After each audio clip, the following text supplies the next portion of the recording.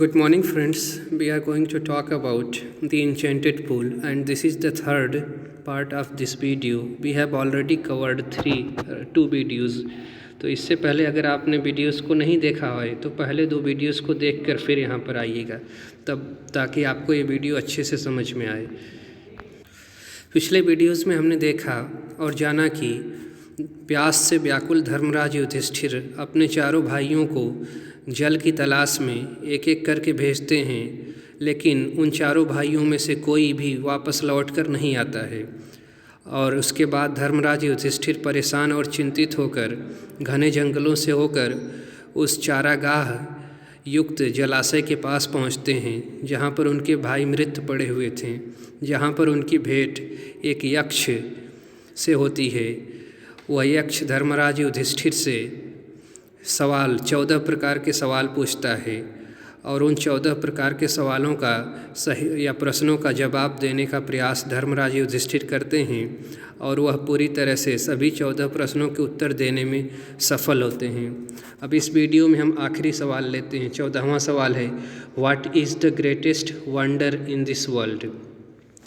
14वां सवाल जो यक्षराज धर्मराज युधिष्ठिर से करते हैं, what is the greatest wonder in this world, संसार का सबसे बड़ा आश्चर्य क्या है। तो इस पे धर्मराज युधिष्ठिर जवाब देते हैं, every day man see creatures depart to Yama's kingdom, प्रतिदिन मनुष्य प्राणियों को, जीव जंतुओं को यमलोक जाते हुए यानी मृत्यु को प्राप्त होते हुए देखता है।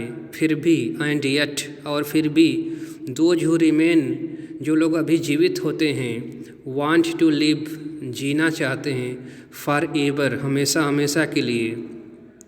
This truly is the greatest wonder, यह संसार का सबसे बड़ा आश्चर्य है कि मनुष्य प्रतिदिन लोगों को मरते हुए देखता है, फिर भी अमर होने की इच्छा रखता है।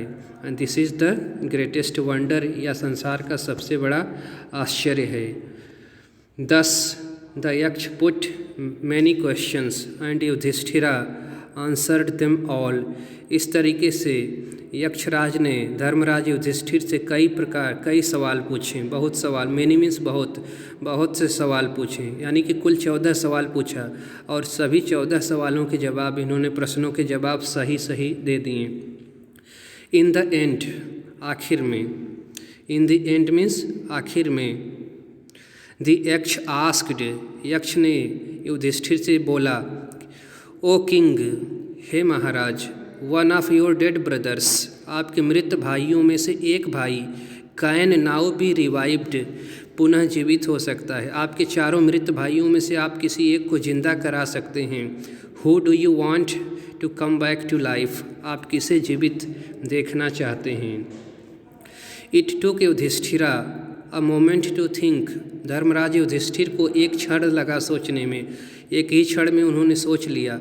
एंड देन ही विश्ड, फिर उन्होंने इच्छा जाहिर की, दैट द क्लाउड कॉम्प्लेक्सन्ड, श्याम रंग वाला, लोटस आइड, कमल जैसे नैनों वाला, ब्रॉड चेस्टेड, चौड़ी छाती वाले, द लॉन्ग आर्म्ड नकुल, और लंबी बाँह वाले नकुल को जीवित किया जाए।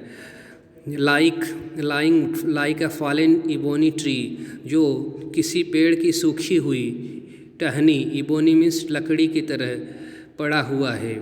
माइट एराइज, शायद वही जीवित हो जाए तो अच्छी बात है। द यक्ष was pleased at this means, इस बात पर, धर्मराज युधिष्ठिर की इस बात को सुनकर यक्षराज बड़ा खुश हुए।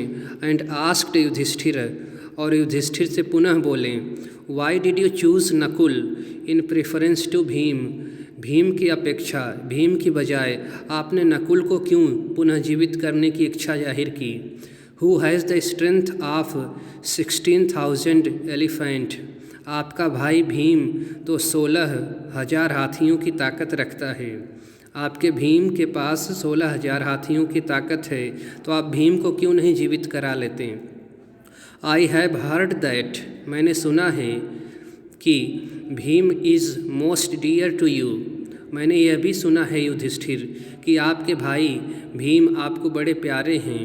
एंड वाई नॉट अर्जुना, और आप अर्जुन को क्यों नहीं जीवित करा लेते? Whose strength in arms is your protection, जिसकी ताकत आपका रक्षा कवच है। प्रोटेक्शन मीन्स रक्षा।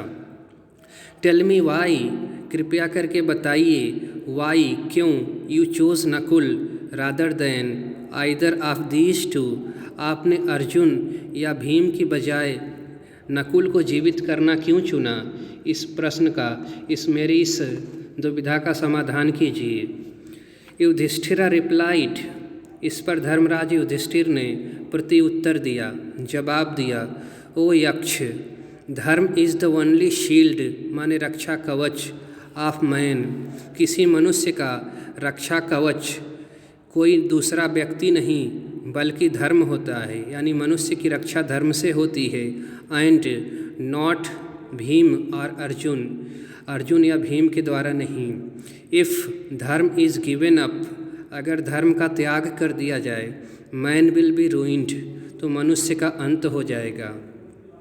रूइंड मीन्स अंत होना, विनाश होना, नष्ट होना। Kunti and Madri were the two wives of my father, मेरे पिता पंडु की दो पत्नियां माता कुंती और मादरी थीं। I am alive a son of Kunti, मैं माता कुंती का पुत्र युधिष्ठिर अभी जीवित हूँ। And so she is not completely bereaved, इसलिए वह अपने सभी पुत्रों से पूरी तरह वंचित नहीं हुई हैं, क्योंकि उनका एक पुत्र मैं युधिष्ठिर जीवित हूँ। In order that the scale, the मापदंड, द पैमाना ऑफ जस्टिस, न्याय का जो मापदंड है, न्याय का जो तराजू है, मे बी इवन, वह समान रूप से चले। इवन मीन्स समान। इसके लिए आई आस्क दैट मादरीज सन नकुल में रिवाइव, कि दूसरी माता मादरी के पुत्र नकुल भी जीवित हो जाएं, ताकि दोनों माताओं के एक एक पुत्र जीवित हों और दोनों माताओं को अपने पुत्र सुख की प्राप्ति हो सके। द यक्ष वाज मोस्ट प्लीज्ड, इस बात को सुनकर द यक्ष वाज मोस्ट प्लीज्ड, अत्यधिक खुश हुए, विथ युधिष्ठिर्स इम्पार्शियलिटी, युधिष्ठिर की निष्पक्षता, इम्पार्शियलिटी मीन्स निष्पक्षता को देखकर। And granted him, and granted that, और इस बात की स्वीकृति दी, that all his brothers would come back to life, कि उनके सभी भाई पुनर्जीवित हो जाएंगे। इस प्रकार से यक्षराज ने युधिष्ठिर के इम्पार्शियलिटी, निष्पक्षता, धर्मपरायणता और उनके धैर्य की परीक्षा ली, और अपने इस परीक्षा में धर्मराज युधिष्ठिर खरे और सफल उतरे। और तत्पश्चात यक्षराज ने उनके चारों भाइयों को पुनः जीवित कर दिया। और उसके बाद इट वाज यमा द लॉर्ड ऑफ डेथ, यह यक्ष की भेष बनाकर, यक्ष के रूप में साक्षात मृत्यु के देवता यमराज आए हुए थे, जो धर्मराज की परीक्षा लेना चाहते थे। Who had taken the form of यक्ष, जो यक्ष का भेष बनाकर आए थे। फॉर्म मीन्स रूप।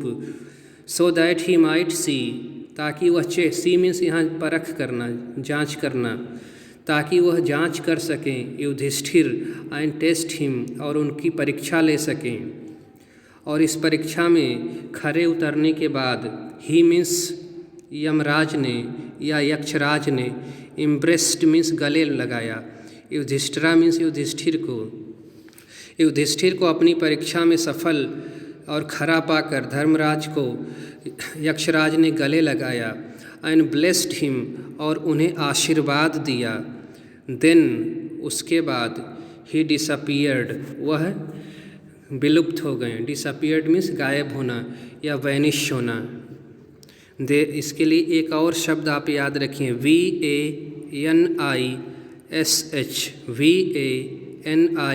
VANISH, वैनिश मीन्स डिसअपियर या गायब या विलुप्त होना।